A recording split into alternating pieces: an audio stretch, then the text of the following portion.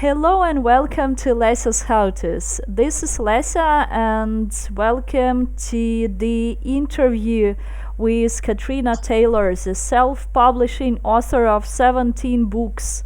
Catrina is writing in the sci-fi and fantasy genre, and she has self-published 17 books, which are epic sci-fi novels, short stories, and novellas in the sci-fi and young adult sci-fi and fantasy genres.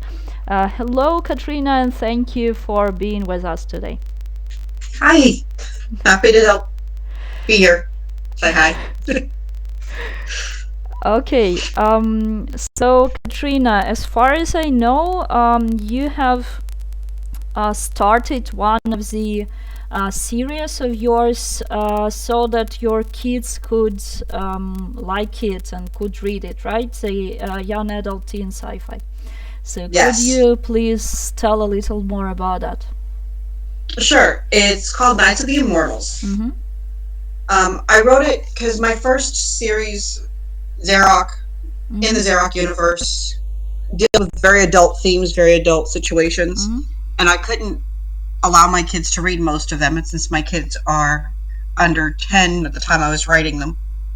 But Knights of the Immortals is the series I wrote so that they could read it. Yeah. And it was written on a young adult teenage level, and deals with an alternative reality. Okay. Asks the question, what if Atlantis was real? Oh, really?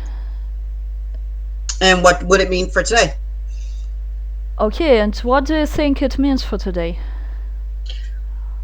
Well, in this case, it visits the possibility that Atlantis was the home to some of the myths that we visit around the world. Mermaids and werewolves and vampires and elves even. Discusses alternatives, reasoning different, as if they were separate human species. As we've confirmed recently through science, there are multiple hominid species that were on Earth at the same time. What if all of them used Atlantis as an escape from a rapidly populating Homo sapien human species? Okay, and there are 5 novellas in this series, right? There are currently 5. I've got book 6 needs to be written. There are 3 out in print and ebook. Okay. 2 more coming out shortly. Okay. And then I still have to write book 6. Okay, so how do you feel about writing? What helps you and what is probably keeping you off? Writing is my fantasy. It's my dream.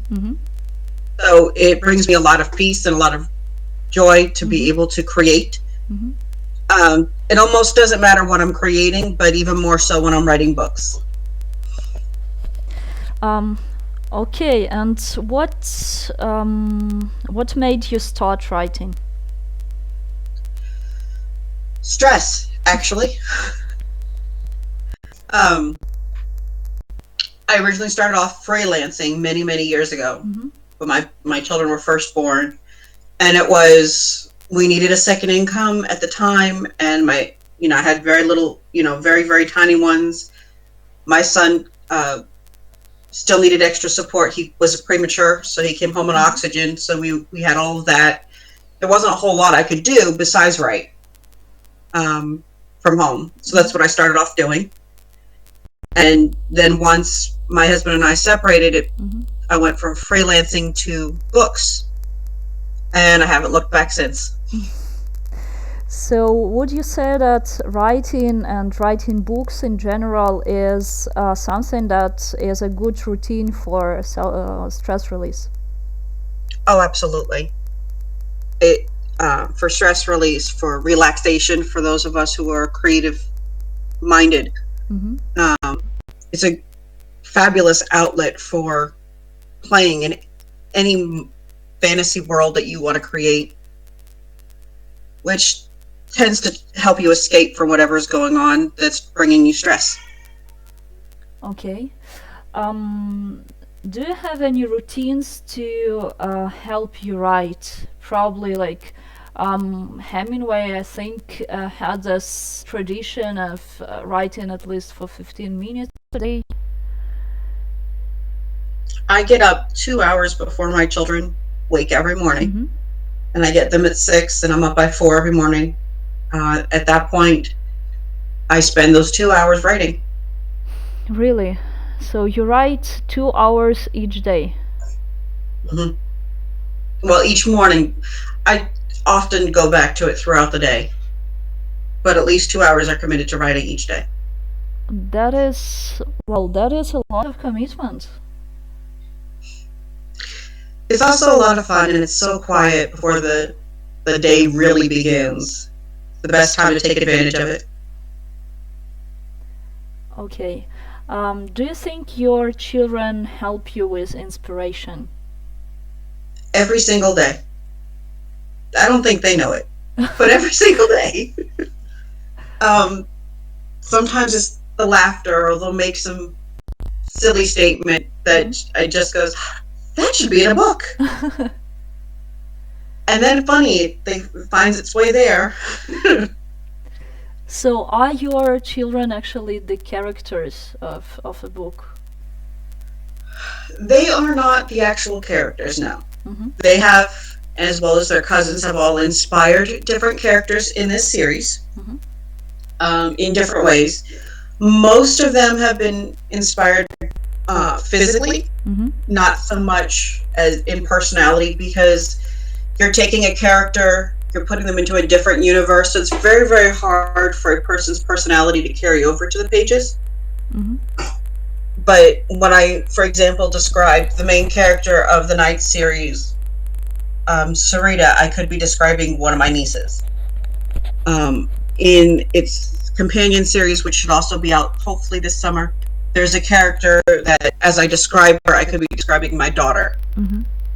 The best friend in that series, for a different character, I could be describing my son or a nephew, depending on which best friend I'm referring to.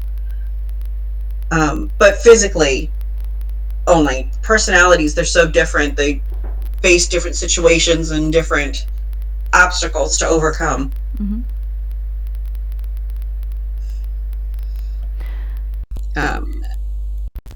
Go ahead. Sorry. Yeah. Yeah, do you hear me? Yes. Okay. So, what can you say are your book and author inspirations? So what are your favorite authors? Oh, honestly, my favorite authors are all indies. Mm-hmm. As far as well-known authors that I enjoy reading, I actually didn't start reading some of these characters or these writers until after I released my books. Although I had read The Dragon Riders of Pern from, I hate it when I blank on names. I'm really bad with names. Okay. She also wrote a series called Tower and Hive, and McCaffrey. Okay. And while Dragon Riders was very, very good, I really enjoyed it. Mm-hmm. That's all I knew of her stuff. It wasn't until after I released my books and one of my reviewers left a message saying, "Your book reads like Tower and Hive." I went, "Who?" First of all, they were comparing me to one of the great female writers in science fiction. Cool. Which was an unbelievable, unspeakable honor. And then they were talking about a series I'd never heard of. So here I was, I immediately went out and searched and bought the whole series, opened the first page, looked at it, closed the book, and decided I was going to finish my series before her writing influenced mine directly. Yeah.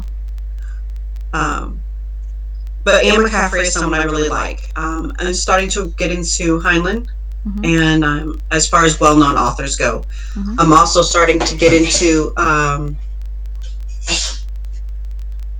It's okay. I will cut that off. It's okay. You can just take your time. I will cut that off. But most of my favorite authors come back to indie authors. Mm-hmm. I like Sinead McDouglas. Hope I pronounced her name properly. She's a Canadian author. Mm-hmm.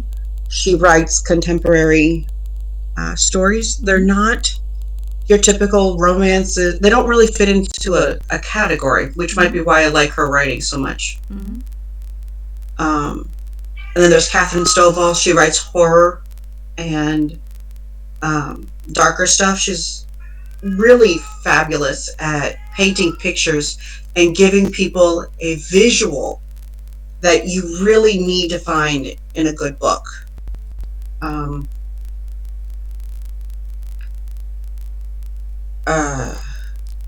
For something,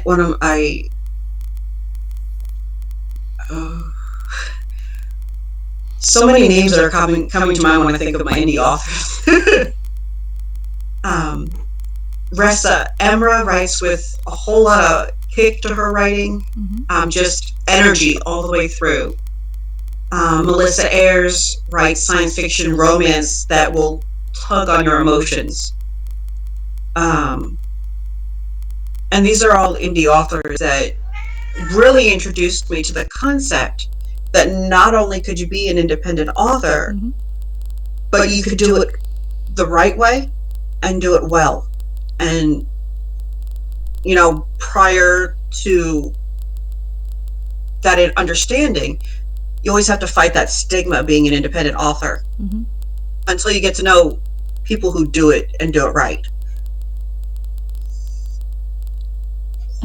Okay. So they tend to be my biggest writing inspirations.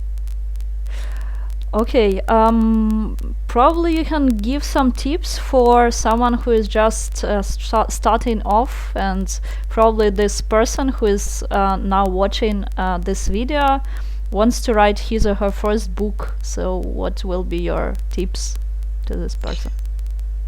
My first and biggest tip is to write the whole thing. It doesn't have to be written in chronological order. It doesn't have to be written perfectly. It just needs to be written. Every draft can be rewritten. Every story can be retold and edited and cleaned up and changed and improved. And these are important things that when you're first writing, you think, oh, it's got to be perfect. There's nothing perfect about your first draft. Don't even try it. The next tip is, remember, you can write out of chronological order. You can start at the beginning, and if you know what's going to happen, it might be 50 pages in front of it. It's okay to write it and come back and fill in that gap. If you know the ending, I know a lot of people who actually start by writing the ending and work their way backwards. Do it. If that's how you got to bring it out of you, do it. Don't let anything stand in your way. Those would be my biggest tips. Those are the two lessons I had learned when I was first writing the first book, Rock.